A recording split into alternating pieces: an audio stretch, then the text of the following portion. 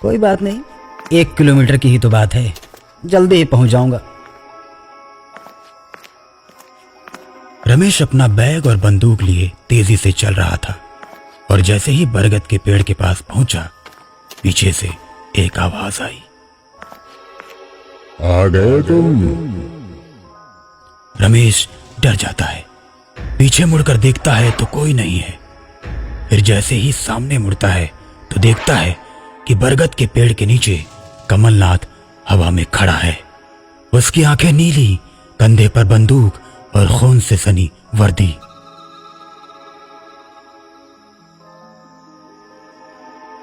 आखिरकार तुम आ ही गए रमेश। मैं कब से इस घड़ी का इंतजार कर रहा था। अब मैं तुम्हें तुम्हारे कर्मों की सजा दूंगा। इतना कहकर कमलनाथ रमेश का गर्दन दबोच लेता है।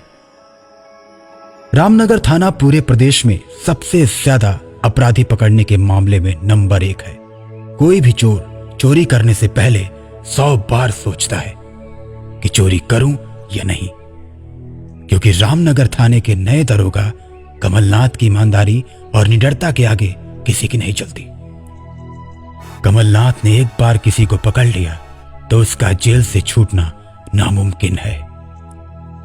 कमलनाथ के आने से थाने के सभी पुलिस वालों की काली कमाई बंद हो चुकी है और अब सभी घूसखोर पुलिस वाले और अपराधियों की मीटिंग होने लगती है।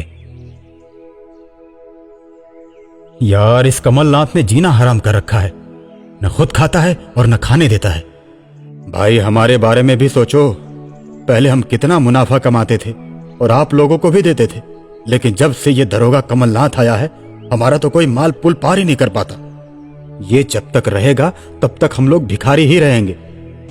सब लोगों की बात खत्म हो जाने के बाद रमेश बोलता है, अरे आप सभी लोग निश्चिंत रहिए, कमलनाथ का कुछ हल जरूर निकलेगा। और अगले दिन रामनगर थाने में सभी पुलिस वाले मौजूद रहते हैं कि तभी दरोगा कमलनाथ के टेबल पर फोन बजता है। जय हिंद sir, head constable Ramesh sir. Sir, Laxmanpur पुल से बालू के ट्रक पार किए जा रहे हैं, जल्दी आइए सर। कमलनाथ बिना किसी सिपाही को लिए बुलेट पर सवार होकर लक्ष्मणपुर पुल की तरफ बढ़ जाता है। लक्ष्मणपुर पुल से पहले एक बरगद का पेड़ पड़ता है। वहीं पर रमेश अपनी गाड़ी के साथ खड़ा है। कमलनाथ रमेश को देखकर अपनी बुलेट रोक देता है और बोलता है, अरे रमेश, यहाँ क्या कर रहे हो? पुल तो आगे है ना। सर, हमने सोचा कि ट्रक को यहीं पकड़ लेंगे, इसलिए यहाँ रुक गए हम। कमलनाथ थोड़ा सोचने के बाद बोलता है, सही कह रहे हो, हम ट्रक को यहीं पकड़ेंगे, आने दो ट्रकों को। कमलनाथ अभी इतना बोलता ही है कि तभी ट्रकों के मालिक कमलनाथ के गले में पीछे से रस्सी बांध देते हैं। रमेश, बचाओ बचाओ मुझे, रमेश बचाओ।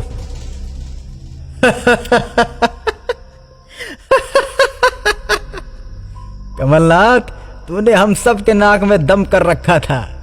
न तू खुद खाता और न हमको खाने देता था, इसलिए हमने सोचा कि तुझे रास्ते से हटाना ही ठीक है। इतना कहकर रमेश और ट्रकों के मालिक कमलनाथ को बरगद के पेड़ से सटे खाई में उसकी मोटरसाइकिल के साथ फेंक देते हैं, जिससे कि ये एक एक्सीडेंट लगे। कमलनाथ के मरने के बाद जो दरोगा रामनगर थाने में आता है, वो रमेश और ट्रक मालिकों के साथ मिलकर खूब पैसा कमाता है। और कुछ दिन के बाद रमेश रामनगर से तबादला करवाकर दूसरे जिले चला जाता है और 2 साल के बाद आज फिर रमेश रामनगर थाने में दरोगा बनकर आ रहा है।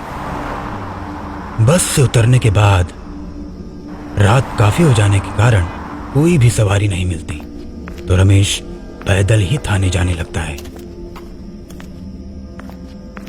पैदल चलते चलते जैसे ही रमेश बरगद के पेड़ के पास पहुंचता है तो पीछे से आवाज आती है,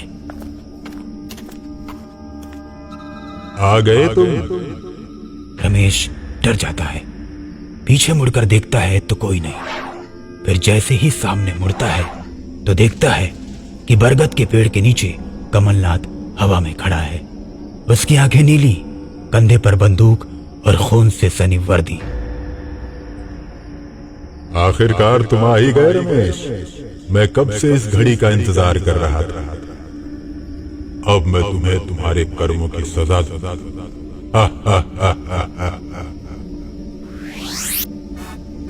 इतना कहकर कमलनाथ रमेश का गर्दन दबोच लेता है।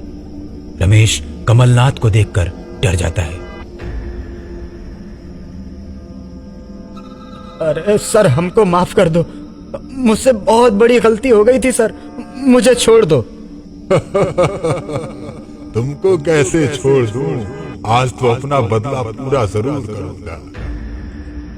इतना कहकर कमलनाथ रमेश की गर्दन काटकर अलग कर देता है और उसे मार डालता है। उसके बाद रमेश का मोबाइल निकालकर रमेश की आवाज में ट्रक मालिकों को फोन करता है। अरे दोस्तों, मैं फिर आ गया। पैसे कमाने का समय आ गया है और अब तो मैं थाना इंचार्ज बन के आया हूँ। मिलना है तो जल्दी आओ बरगद के पेड़ के पास, वहीं पर मैं खड़ा हूँ।